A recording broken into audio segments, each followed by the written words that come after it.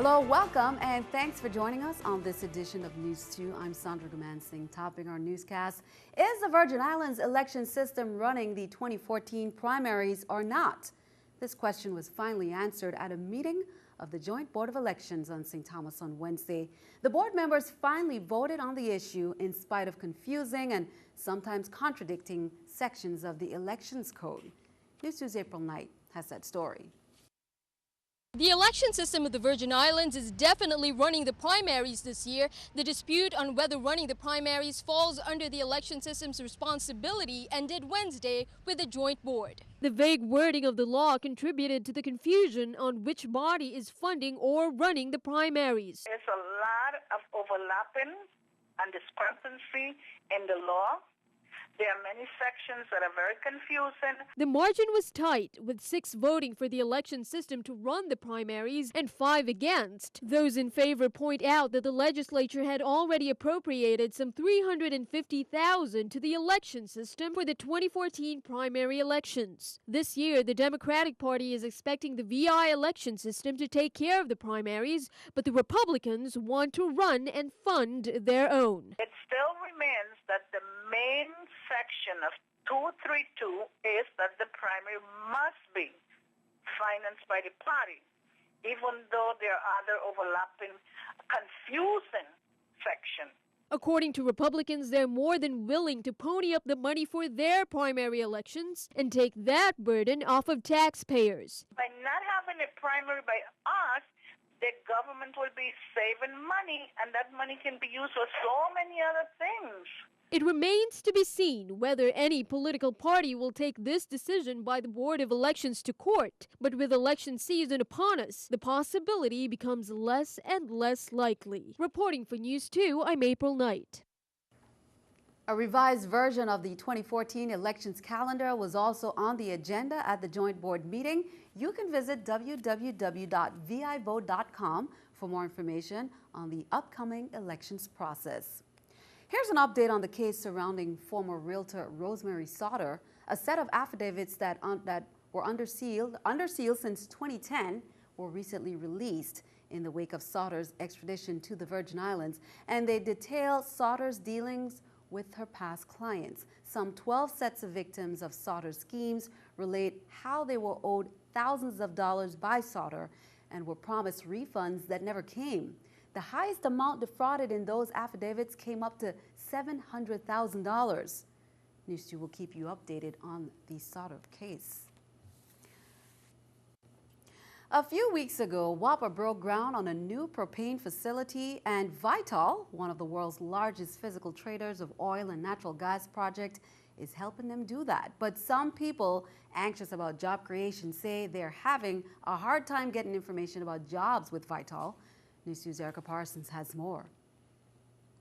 While WAPA is making plans to move forward with their propane conversion, unemployed laborers hoping to get work say they're stalled in their tracks. A former Hovensa employee who didn't want to be identified contacted News 2 about his attempts to apply for work with Vitol and said he was one of a number of displaced workers who feel they're getting a runaround.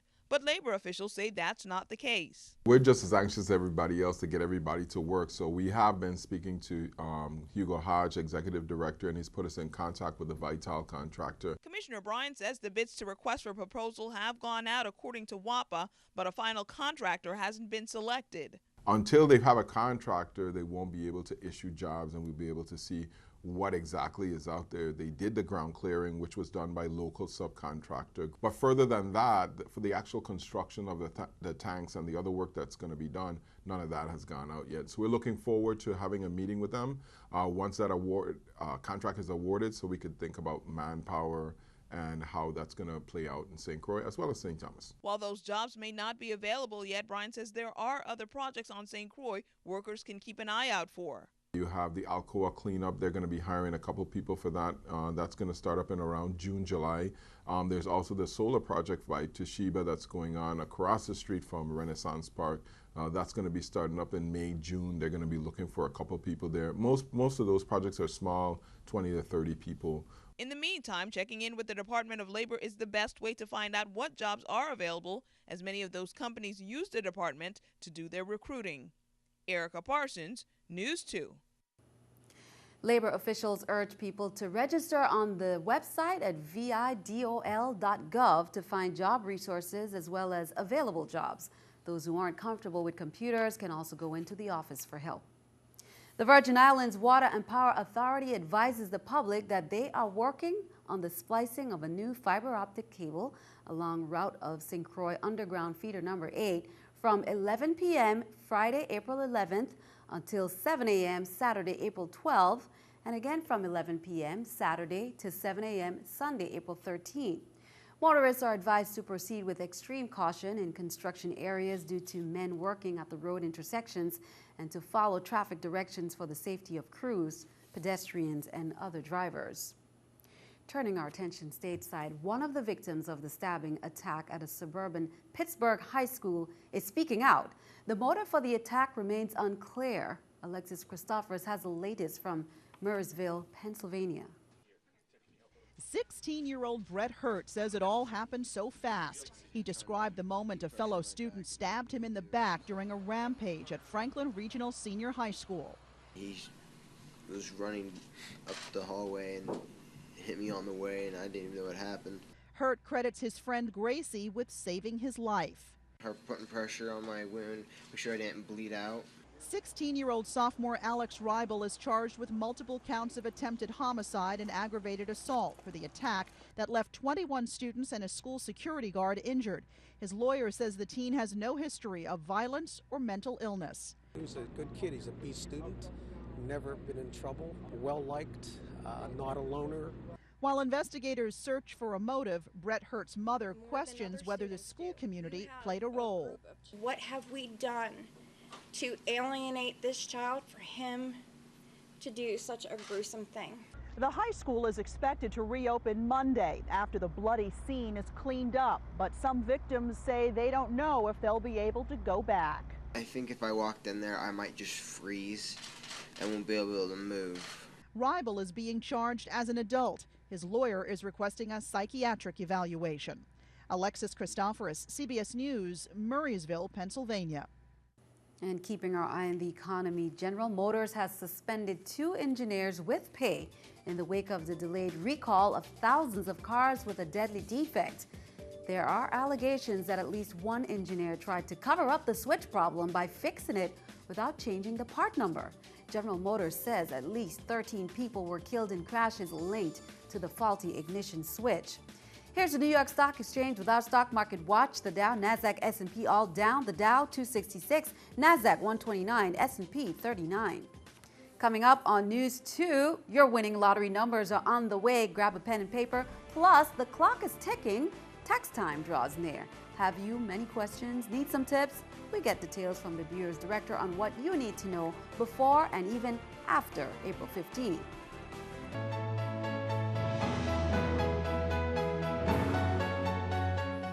The deadline to file for your 2013 tax return is soon approaching, and News 2 caught up with the director of the Bureau of Internal Revenue to remind and share some helpful tips with the community. Extended hours will also be implemented during the next few days, and News 2's Shanika Robinson has all the details.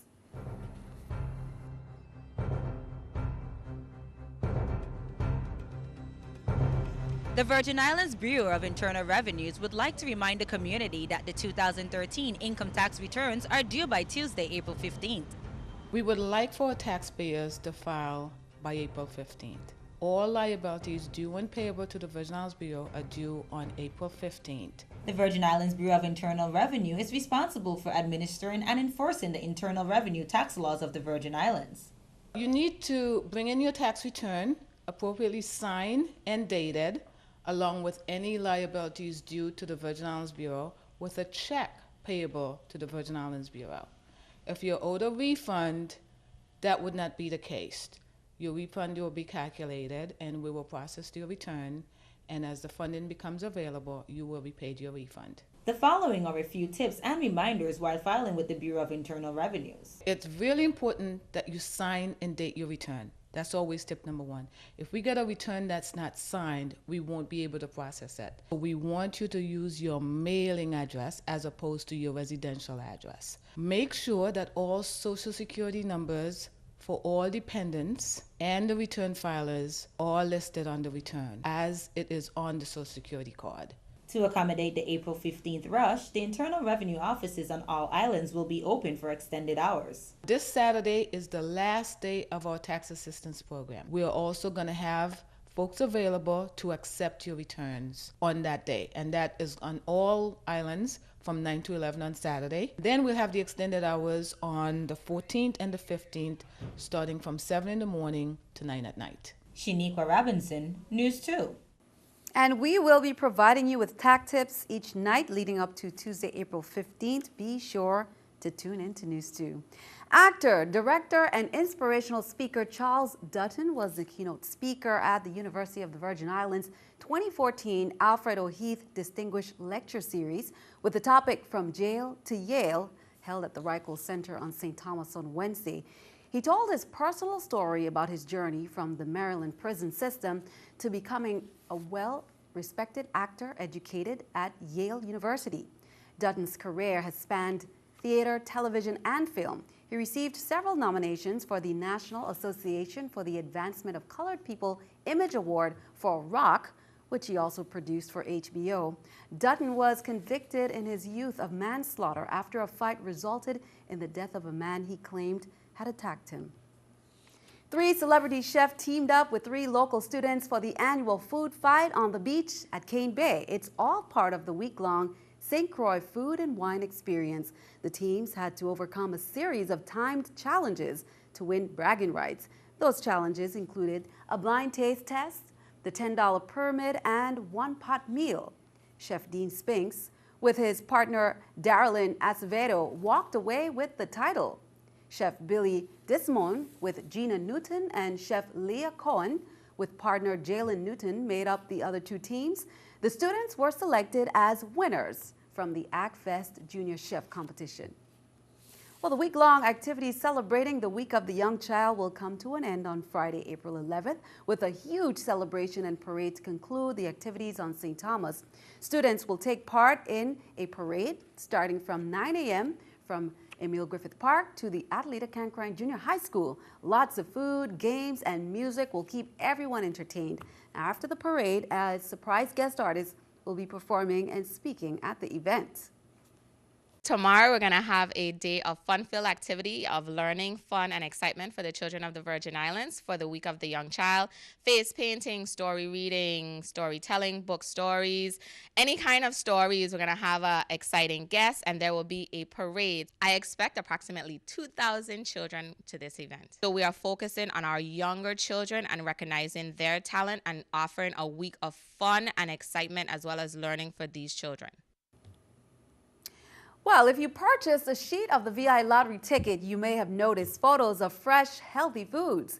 The farm-to-table concept is recognized in all our local places to get them. Lottery officials hope perhaps you'll use your winnings from the VI lottery to start your own backyard garden. With that in mind, here are your winning numbers. The VI Lottery presents draw results of today's drawing exclusively on News 2. The winning ticket number, the grand prize for $175,000 is 22461. 22461. Second prize for $65,000, 29706. 29706. Third prize for $40,000, 20784. 20784. Fourth prize for $30,000, 04474. 04474. Fifth prize for $20,000, 05685. 05685. If your ticket number wasn't called, keep trying. One of these days, your number could win. The next drawing is April 22nd. Play the VI Lottery and imagine the possibilities. Well, good luck. Be sure to stick around. Your News 2 AccuWeather forecast comes your way next.